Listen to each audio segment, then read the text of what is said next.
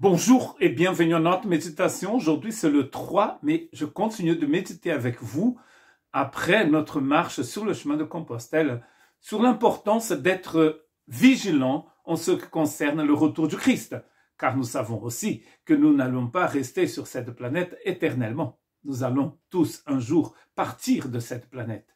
Jésus, dans Jean 14, versets 1 à 3, dit ceci, que votre cœur ne se trouble point, croyez en Dieu et croyez en moi. Il y a plusieurs demeures dans la maison de mon Père. Si cela n'était pas, je vous l'aurais dit, je vais vous préparer une place.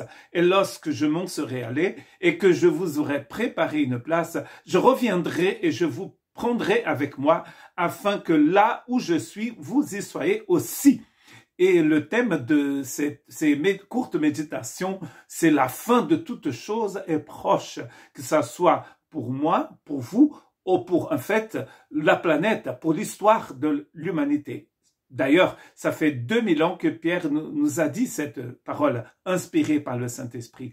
Quand nous savons que la fin de toute chose est proche, comment allons-nous vivre notre aujourd'hui? Moi, je suis persuadé que l'exhortation de Jésus et de Paul, de Jean, de Pierre, de Jacques, on pourrait même dire Pierre, Paul, Jacques, elles sont importantes. Pourquoi? Parce que ces exhortations sont là pour que nous puissions vivre une vie digne du Seigneur aujourd'hui, en sachant qu'il va revenir. Et Jésus lui-même est en train de dire à ses disciples, parce que dans à partir de Jean chapitre 13, Jésus est en train de dire à ses disciples qu'il va partir, mais qu'il va aussi envoyer son consolateur et qu'un jour il va revenir pour les chercher, pour qu'ils puissent être avec lui pour toujours. Et pourquoi c'est important cette parole? Elle est importante cette parole parce que les disciples vont devoir vivre en fonction de cette promesse. Jésus va revenir et nous sommes là pour une raison. Nous avons une mission.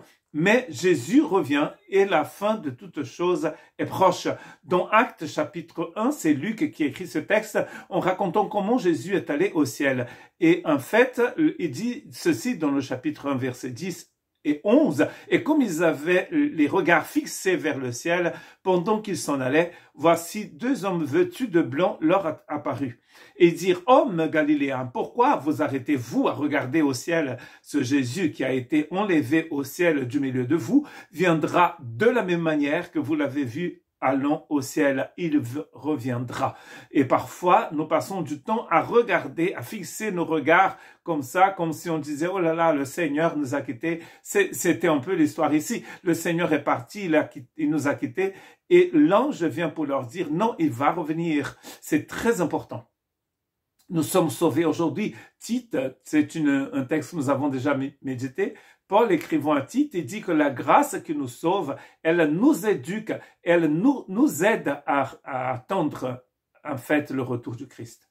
Nous sommes en marche et cela est très important. Nous étions en marche donc la semaine dernière en Espagne et dans la vie, nous sommes toujours en marche. Nous marchons avec le Seigneur, nous marchons vers le Seigneur. Luc chapitre 21, 34, 36, prenez garde à vous-même de crainte que vos cœurs ne s'apaisantissent par les excès du manger et du boire et par les soucis de la vie et que ce jour ne vienne sur vous à l'improviste. Car il viendra comme un filet sur tous ceux qui habitent sur la surface de la terre. Veillez donc et priez en tout temps, afin que vous ayez la force d'échapper à toutes ces choses qui arriveront et de paraître debout devant le Fils de l'homme. Très important d'apparaître debout, c'est-à-dire nous sommes prêts. Nous ne sommes pas en train de dormir, nous sommes prêts.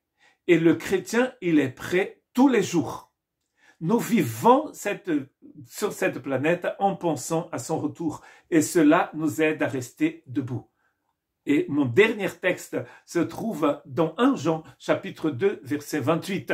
Et maintenant, petits enfants, demeurez en lui, afin que lorsqu'il paraîtra, nous ayons de l'assurance.